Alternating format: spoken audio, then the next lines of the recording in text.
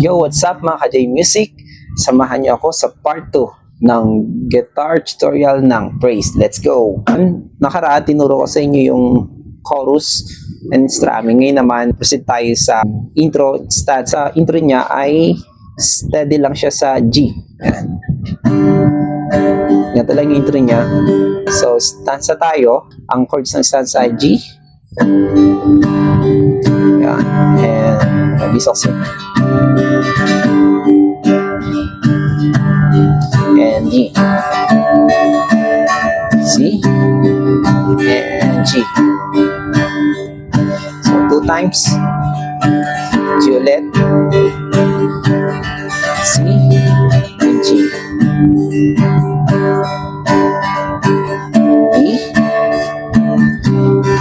And G. So, refrain. D. C. Chorus yung kahapon.